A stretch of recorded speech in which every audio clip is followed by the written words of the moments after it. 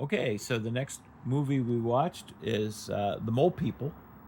Interestingly, the star of this film was also John Agar, who was the star of Tarantula. So he's back in another film. He plays as a genre actor in many films, including one of the sequels to Creature from the Black Lagoon, called Revenge of the Creature.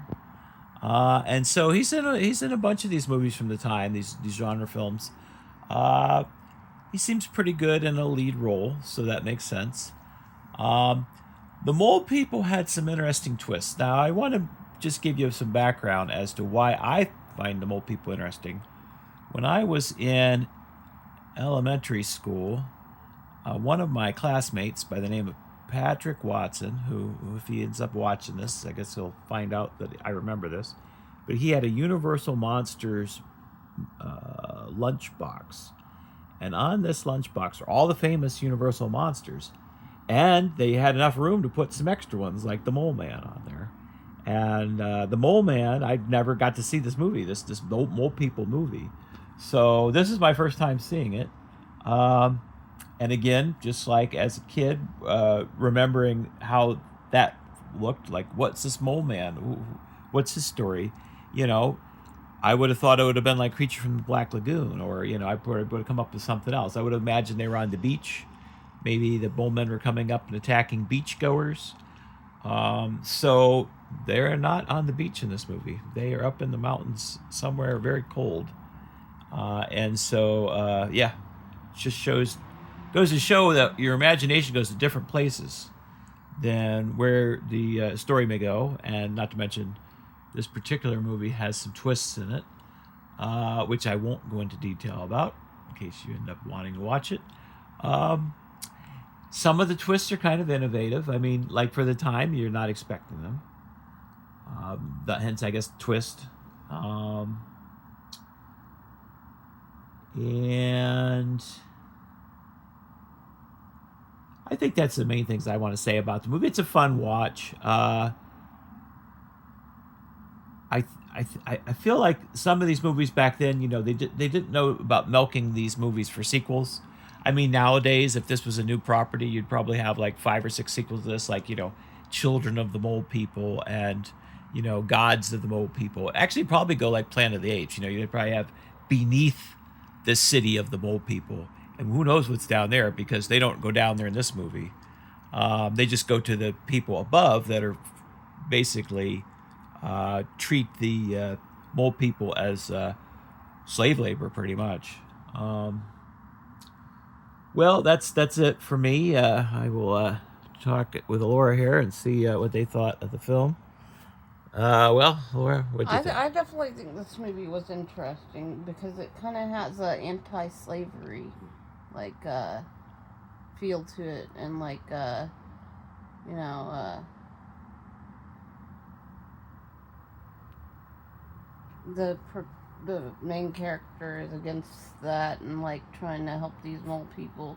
I won't go into too much detail about that, but yeah, I think that's interesting, and I think it's quite probably for its time, it's pretty ahead of its time, and it's I don't know, I thought the costumes were pretty good too. Yeah, I don't know why they had the hump on their back. Yeah, but I also thought it was a little wacky too. Like, it kind of reminded me of a Doctor Who episode. Oh yeah, I had a little bit of that feeling. Yeah. I think that the priest made me think of a lot of the villains on Doctor Who. Yeah. Because he's kind of a scheming conniver and trying to get the power in the kingdom there. Yeah. To some extent. And I like that the mole people weren't necessarily the bad guy. Oh yeah, that kind of goes with Doctor Who episodes too. A lot of times, Yeah, like like they're kind of misunderstood and like. Mm-hmm. Well, I don't know. They were stripping the meat off the bones of the guards, but then again, the guards had enslaved them. So yeah, so they were kind of more like fighting back, Yeah, yeah, true. And they were still eating the guards, so maybe they wanted a little bit of you know meat to go with their I mean, they mushrooms. were starving. They were Oh, that's being true. starved. Yes, they were being starved. So, well, there was the professor, whoever, at the beginning, that was giving a lecture about how this was a fable, not just a story. It was a fable. This I find it interesting what he said about the theory about people being inside the Earth, because there's actually a theory, a modern conspiracy theory, that there are giants living inside the Earth. Yeah, there's some different So I wonder interesting if that things came out from here. this kind of theory.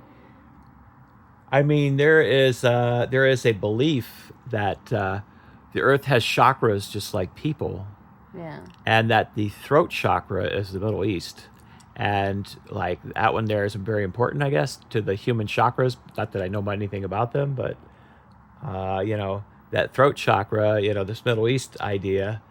I mean, Also, I haven't. how can I argue about it when I don't really even know anything about chakras? It's like, Also, I okay. haven't seen a whole lot of black and white movies with characters that are not white, and this movie had, like, I think Indian characters, or I don't know Well, what it looks, nationality they were. yeah, I'd have to do some research on that, but it definitely is in some area with mountains.